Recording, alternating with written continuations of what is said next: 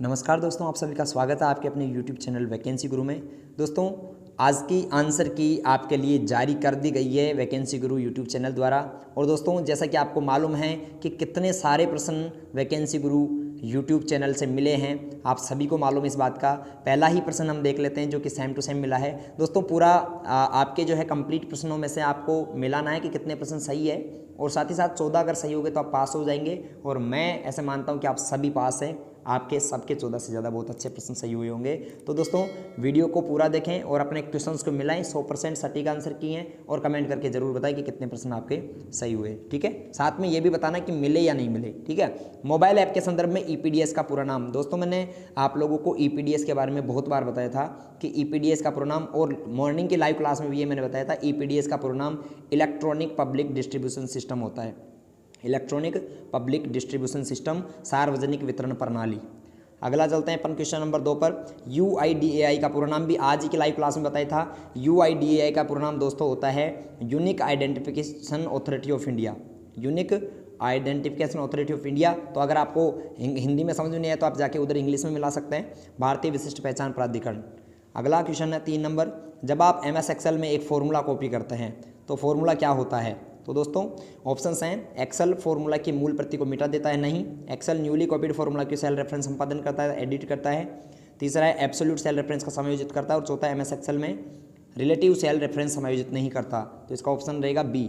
यदि आपने बी किया तो इसका मतलब आपने सही किया है। दोस्तों, प्रिंटर, अगर आप अपने कंप्यूटर में प्रिंटर ऐड करना चाहते हो तो कैसे करोगे? बिल्कुल सिंपल सा प्रश्न आया है, और ये जो प्रश्न है आपके 15वें चैप्टर से हूबहू ऐसा कैसे बुक में पीछे दिया गया है, वहीं से उठा लिया गया। और ये प्रश्न है, प्रिंटर एक कंप्यूटर पर निम्न में से कंट्रोल पैनल और सेटिंग से कैसे इंस्टॉल किया जा सकता है? तो इसमें दोनों ऑप्शन सही हैं, ए और बी दोनों। यानी अगर आपने ऑप्शन सी किया है तो इसका मतलब आपका सही आंसर है। अगला है, SSO के तहत नागरिक पंजीकरण कैसे कर सकते हैं? बिल्कुल सुबह ही की क्लास में बताया था कि SSO के तहत नागरिक पंजीकरण कैसे कर सकते हैं।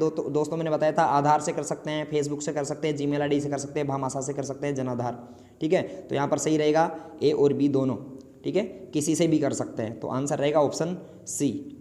अगला है, विंडोज़ 10 में फाइल एक्सप्लोरर रिबन पर कौन से टैब का प्रयोग कर आप फाइल या फोल्डर को छिपे हुए को दृश्यमान कर सकते हैं? और उसका सही जवाब रहेगा दोस्तों देखें मतलब व्यू टैब है ये। ठीक है, व्यू टैब से अपन, व्यू का मीन होता है देखना, तो व्यू टैब से कर सकते हैं। इधर आप देख सकते हो व्यू, इसका सही जवाब रहेगा, क्योंकि हिंदी में लिखा जाता है तो उसको ट्रांसलेट हो गया देखें। ये प्रश्न सेम टू सेम मैंने आप लोगों को लाइव सेशन में बताया था। निम्न में से किसके द्वारा एक नागरिक राजस्थान संपर्क पर शिकायत कर सकता है? आज ही सुबह की लाइव क्लास में भी था। ठीक है, कल ही रात को ये प्रश्न मैंने बनाए थे आप लोगों के लिए, और कंप्लीटली सारे प्रश्न बहुत महत्वपूर्ण आपको बताए भी थे। और आज सुबह की लाइव में बताया था कि नागरिक राजस्थान संपर्क पर टोल फ्री के माध्यम से कर सकता है, राजस्थान संपर्क मोबाइल एप्लीकेशन से, उपरोक्त सभी से शिकायत कर सकता है। 181 मैंने आप लोगों को इसमें टोल फ्री नंबर भी बताया था। अगला है, जब आप एक स्थान से दूसरे स्थान पर एक डायरेक्टरी ले जाते हैं, जब आप एक स्थान से दूसरे स्थान पर एक डायरेक्टरी को लेकर जाते हैं तो क्या होता है? दोस्तों, इसमें आंसर रहेगा, निर्देशिका के अंदर की सभी फाइलें स्थानांतरित हो जाती हैं, उस निर्देशिका के अंदर सभी उपनिर्देशिकाएं भी चली जाते हैं, निर्देशिका को स्थानांतरित किया जाता है, स्रोत फाइल को नहीं। और ए और बी दोनों। तो दोस्तों, इसका सही जवाब रहेगा डायरेक्टरी भी चली जाती है और सब डायरेक्टरी भी उसके साथ जाती है, मतलब ऑप्शन डी सही जवाब रहेगा, ए और बी दोनों। अगला है, यदि आपको एक ईमेल प्राप्त होता है, बिल्कुल सिंपल सा प्रश्न, आप अपने दिमाग से भी कर सकते थे, जिसमें आपसे आपके यूज़र नाम और पासवर्ड की मांग की जा रही है, तो आप उस व्यक्ति का उसके लिए क्या करोगे? क्या आप उसे अपना ये ईमेल ID पासवर्ड दे देंगे? ऑप्शन से ये हैं, उसे अपने ईमेल प्रदाता के माध्यम से फिशिंग और स्पैम का रिपोर्ट करेंगे, मतलब उसकी एक शिकायत करेंगे। दूसरा है, संदेश को हटा देंगे। तीसरा है, संदेश को अपने मेल पासवर्ड के साथ उत्तर देंगे, या फिर इनमें से कोई नहीं। इसका सही जवाब रहेगा, आप उसकी रिपोर्ट करेंगे, ऑप्शन ए सही जवाब।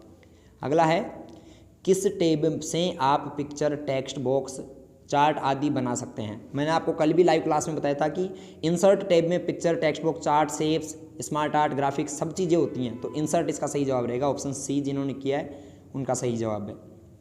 क्वेश्चन नंबर 11 है, किस व्यू की मदद से आप टेक्स्ट या ग्राफिक का प्रिंट करने से पहले पूर्वावलोकन कर सकते हैं? मतलब प्रिंट करने से पहले अगर आपको पूर्वावलोकन करना है तो कौन से टैब का आप इस्तेमाल करते हैं? और इसका सही जवाब मित्रों वो है print layout view. MS word का डिफ़ॉल्ट व्यू भी होता है और प्रिंट पूर्वावलोकन के काम में भी आता है। नेक्स्ट हम चलते हैं, असत्य कथन को चुनना है आपको। असत्य कथन कौन सा है? और चैप्टर नंबर 3 से ये प्रश्न आया है। आप रिसाइकल बिन में हटाई गई फाइल को पा सकते हैं, बिल्कुल सही है, हम प्राप्त कर सकते हैं। यदि आपको कभी ज़रूरत है तो रिसाइकल बिन से आप किसी फाइल को पुनः प्राप्त भी कर सकते हो, बिल्कुल सही है। आप रिसाइकल बिन में फाइल को भेजकर डिस्क के स्थान को बढ़ा सकते हैं, ये गलत है। इसका सही जवाब रहेगा ऑप्शन सी। हम रिसाइकल बिन में फाइल को भेजकर डिस्क के स्थान को नहीं बढ़ा सकते, रिक्त स्थान को नहीं बढ़ा सकते, ऑप्शन सी जवाब रहेगा। अगला है बिल्कुल सिंपल सा प्रश्न और सेम हूबहू प्रश्न मैंने सुबह आपको लाइव सेशन में बताया था और पहले की वीडियोस में भी मैंने आपको बताया था। और सारे प्रश्न इस पेपर में जितने भी प्रश्न हैं वैकेंसी गुरु मोबाइल ऐप से मिले हैं। वैकेंसी गुरु मोबाइल ऐप में जितने भी प्रश्न थे हूबहू आ गए। कुछ बेचने और खरीदने के काम में आने वाली वेबसाइट को क्या कहा जाता है? बिल्कुल सिंपल सा है, ई कॉमर्स की वेबसाइट्स कहा जाता है। आप सब करके आए होंगे, सही मुझे उम्मीद है। अगला है कौन सा ऐप नागरिकों के संबंधित मुद्दों को हल करने के लिए बनाया गया है? आज ही की क्लास में मैंने आप लोगों को ये प्रश्न बताया था। नागरिकों को अगर अपनी शिकायत सरकार से करनी है तो राजस्थान संपर्क मोबाइल ऐप या फिर राजस्थान संपर्क पोर्टल पर वो शिकायत करेगा। अगला है इनमें से कौन सा एक आउटपुट डिवाइस है? और मित्रों मैंने आपको बताया था कि आउटपुट डिवाइस यहाँ पर प्लॉटर होगा। ये प्रश्न भी मैंने आपको बताया हुआ है और अपने ही वीडियोज़ में बहुत सारे वीडियोज़ में ये रिपीट भी हुआ है। बहुत सारे विद्यार्थी कह भी देते हैं सर बहुत सारे प्रश्न रिपीट हो रहे हैं, इस वजह से रिपीट होते हैं क्योंकि ऐसे मिलते हैं यहाँ से। अगला है एलसीडी प्रोजेक्टर के कितने प्रकार है? एलसीडी प्रोजेक्टर के 2 प्रकार होते हैं दोस्तों, एक होता है नॉर्मल और दूसरा होता है रूफ माउंटेड। तो ऑप्शन बी सही जवाब रहेगा। 15वें चैप्टर से ये प्रश्न पूछा गया है। 15वें चैप्टर के पीछे वाले प्रश्नों में ये जो है प्रश्न है, नॉर्मल एंड रूफ माउंटेड। अगला है भारतीय रेलवे यानी आईआरसीटीसी, बिल्कुल सिंपल सा प्रश्न है, सुबह ही मैंने बताया था। आईआरसीटीसी में पीएनआर का पूरा नाम क्या होता है? और मैंने आपको क्या बताया था दोस्तों? पीएनआर का पूरा नाम होता है passenger name record. Passenger name record यानी कि यात्री का नाम रिकॉर्ड। ऑप्शन ए सही है इसका, पैसेंजर नेम रिकॉर्ड। अगर आपको इधर समझ में नहीं आया तो इधर से देख सकते हैं, पैसेंजर नेम रिकॉर्ड। 18वां प्रश्न है आमतौर पर किस प्रकार के निजी ईमेल खाते का प्रयोग आपके कंप्यूटर में ईमेल डाउनलोड करने के लिए किया जाता है? और ये दोस्तों ये वाला प्रश्न मैंने कम से कम 10 वीडियोज़ में आप लोगों को बताया हुआ है। 10 वीडियोज़ में मैंने प्रश्न रिपीट किया है क्योंकि बहुत महत्वपूर्ण प्रश्न है। और इसका सही जवाब है दोस्तों POP3। और POP का पूरा नाम भी मैंने आप लोगों को बताया था, post office protocol. Post office protocol, तो इसका बी सही जिन्होंने किया उसका सही आंसर है। माइक्रोसॉफ्ट ऑफिस में पिक्चर मैनेजर क्या होता है? मित्रों माइक्रोसॉफ्ट ऑफिस में पिक्चर मैनेजर 16वें चैप्टर से प्रश्न है आपकी बुक में से। और ये क्या करता है? मूल तस्वीर प्रबंधन सॉफ्टवेयर है। यानी पिक्चर मैनेजर है ना, पिक्चर को मैनेज करता है, ऐसे सोचिए। पिक्चर मैनेजर तो मूल तस्वीर को प्रबंधन सॉफ्टवेयर है। ठीक है, आगे चलते हैं अपन। अगला एक आवेदन जो स्कैन किए गए दस्तावेजों को संपादित करने में सहायता करता है, ये नहीं है, गलत है। यहाँ पर ऑप्शंस में देखते हैं, an application that assist to in editing scan document basic photo management software, मूल तस्वीर प्रबंधन सॉफ्टवेयर। ऑप्शन ए इसका सही जवाब है। अगला सूचना सुरक्षा प्रबंध प्रणाली के लिए निम्न में से कौन सा एक ISO मानक है? दोस्तों सूचना सुरक्षा प्रबंधन प्रणाली में ISO मानक है ISO 27001, ऑप्शन डी ISO 27001। और ये 14वें चैप्टर से प्रश्न है। एक उपयोगकर्ता को इंटरनेट तक पहुंचने के लिए किन किन चीज़ों की आवश्यकता होती है? मैंने आप लोगों को ये बताया हुआ है लाइव सेशंस में भी। इंटरनेट ISP का जरूरत है, मॉडेम का जरूरत है, वेब ब्राउजर का जरूरत है, उपरोक्त सभी इसका सही जवाब रहेगा, ऑप्शन डी। अगला है राजस्थान सरकार द्वारा लॉन्च किया गया क्लाउड बेस्ड स्टोरेज समाधान कौन सा है? दोस्तों मैं क्या बताऊं, कितने बार मैंने आप लोगों को प्रश्न रिपीट करवाया था कि राजस्थान सरकार द्वारा जो क्लाउड स्टोरेज जारी किया गया है मित्रों, उसका नाम है राज ई वॉल्ट। राज ई वॉलेट, ठीक है, तो ऑप्शन ए इसका सही जवाब है।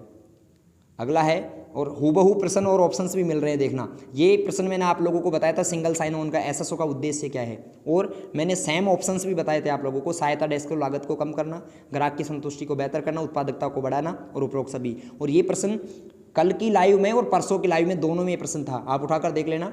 SSO का उद्देश्य होता है सहायता डेस्क लागत को कम करना, ग्राहक की संतुष्टि को बढ़ाना, उत्पादकता को बढ़ाना, उपरोक्त सभी। और 2 दिन की लाइव क्लास में मैंने ये प्रश्न चलाया था और आप में से बहुत सारे विद्यार्थी कह रहे थे सर रिपीट हो रहे हैं प्रश्न।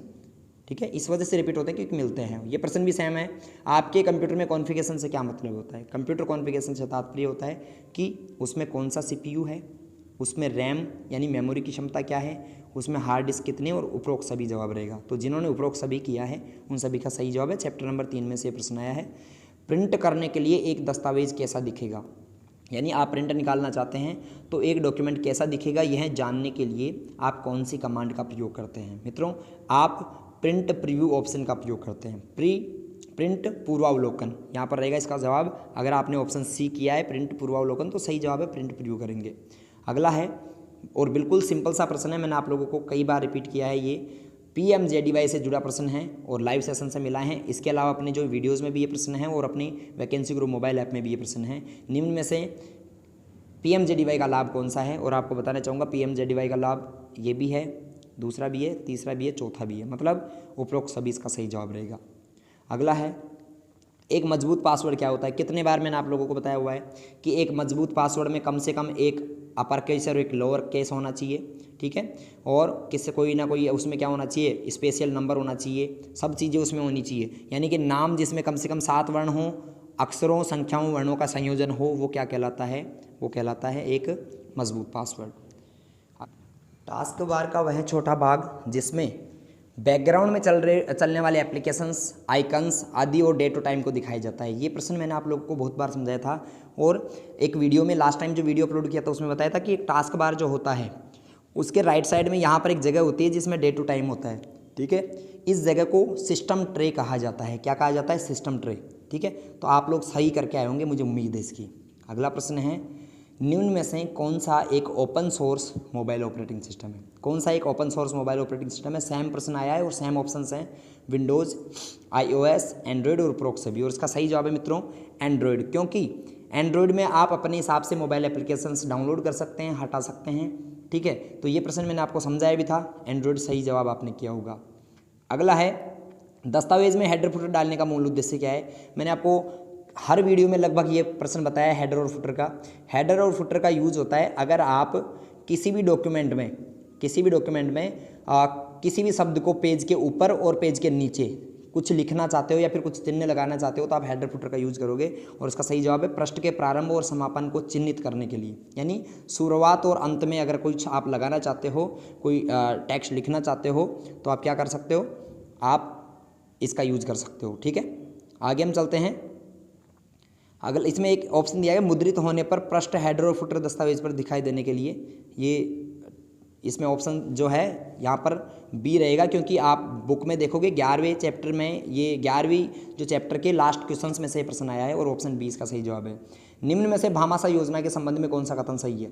भामा से संबंधित तो दोस्तों मैंने आपको बताया था कि महिला सदस्य के परिवार को मुखिया बनाया जाता है, आज ही सुबह समझाया गया था। आधार कार्ड अनिवार्य नहीं है, इसमें आधार कार्ड अनिवार्य नहीं है, डीबीटी योजना के लिए है, और कोई राशि शून्य राशि से इसमें बैलेंस में खाता ये जो है खोला जाता है इसकी सहायता से।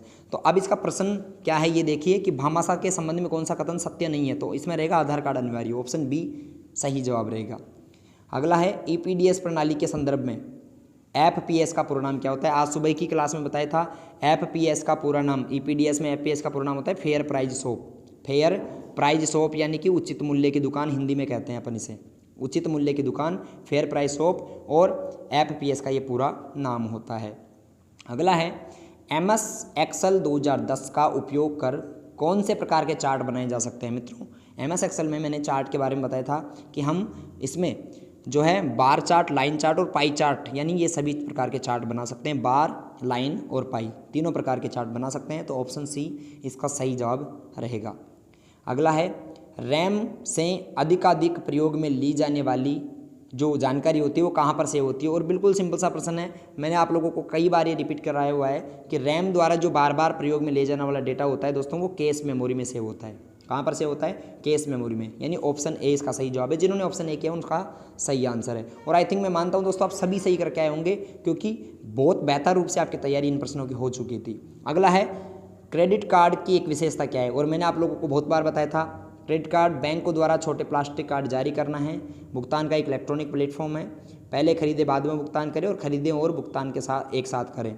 और मैंने क्या बताया था कौन सी विशेषता नहीं है ये पूछ रहा है, यहाँ पर विशेषता ये भी होती है इसकी, ये भी है, ये भी है, ये विशेषता नहीं है इसकी, क्योंकि खरीदे और एक साथ भुगतान करें नहीं, क्रेडिट कार्ड तो उधार खरीदने के काम में आता है, तो खरीदे और बाद में भुगतान करें। तो ऐसा करके आपके 35 प्रश्नों में से कितने प्रश्न सही हुए कमेंट करके बताएं। वीडियो को लाइक करें और चैनल को सब्सक्राइब करके जरूर जाएं। मित्रों उम्मीद है आप सभी का बहुत अच्छा पेपर हुआ होगा और आप सभी बहुत अच्छे से करके आए होंगे। मिलते हैं अपन अगले वीडियो में, धन्यवाद।